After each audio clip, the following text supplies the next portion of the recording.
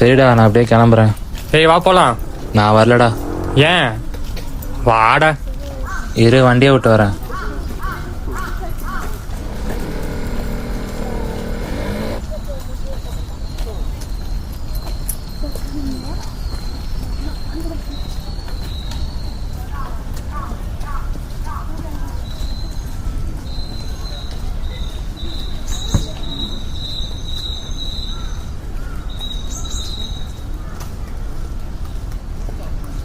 டேய் வாடா.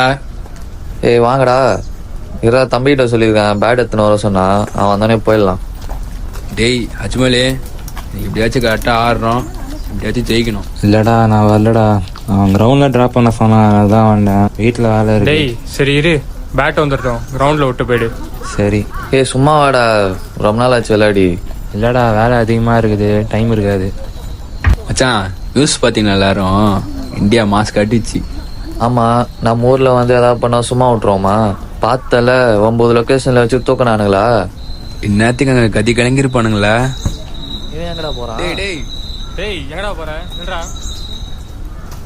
டேய் டேய் டேய் டேய் நில்லு. எதுக்கு போற? ஒன்றும் இல்லடா. டேய் என்னடா வாடா.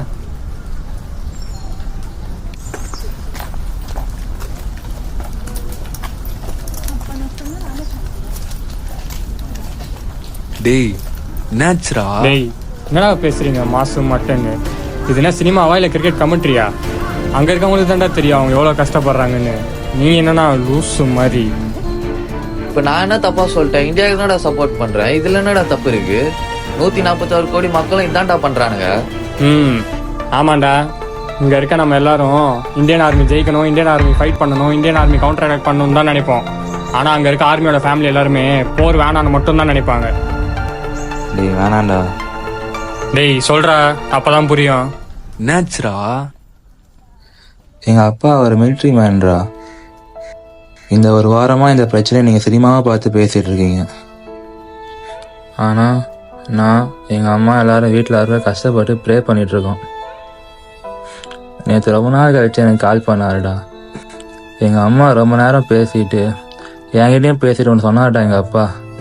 டேய் தம்பி, எல்லாரும் ஒன்று தான்டா, யாரையும் வெறியாதடா, எல்லாம் ஒரு சூழ்நிலைக்காக தான்டா மாறுறாங்க.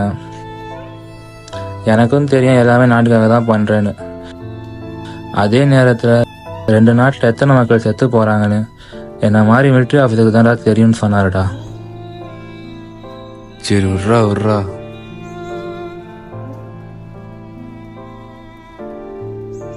ஏய் சாரிடா, நான் இந்த விஷயத்த ஒரு சைடில் இருந்து மட்டும்தான் பார்த்தேன்னு எனக்கு இப்போ தான் புரியுது. டேய் இதெல்லாம் எப்படா சரியாகும்?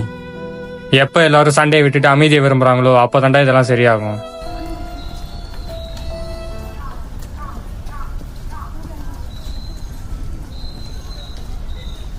நேரத்துக்கு அங்கே எவ்வளோ கஷ்டப்படுவாங்களா எல்லாரும்? அண்ணா என்னண்ணா பண்றீங்க? பேசிட்டு இருக்கோம்ப்பா. அதான் நான் என்னண்ணா பேசுனீங்க எனக்கு சொல்லுங்களேன். அதுவா? இப்போ உங்ககிட்ட ஒரு டாய் இருக்க வச்சுக்கோ. ஏன் இப்போ அதே டாய் இன்னொரு பையன் வேணும்னு கேட்குறான். அப்போ நீ என்ன பண்ணுவ? நானும் அந்த பையனோட சேர்ந்து விளையாடுவேன். இந்தியா பாகிஸ்தான் இந்த 2 நாடும் உருவாகும் போதெல்லாம் போரோடலாம் உருவாகலை. ஏதோ 2 நாட்டில் இருக்க அரசியல்வாதிங்க அவங்களோட சுயநலத்துக்காக உருவாக்குனது தான் இதெல்லாம். எப்போ 2 நாட்டில் இருக்க மக்களும் வீரத்தையும் கோபத்தையும் விட்டுட்டு அமைதியையும் அன்பையும் விரும்புகிறாங்களோ அப்போ தான் இந்த எல்லா போரும் முடிவுக்கு வரும்.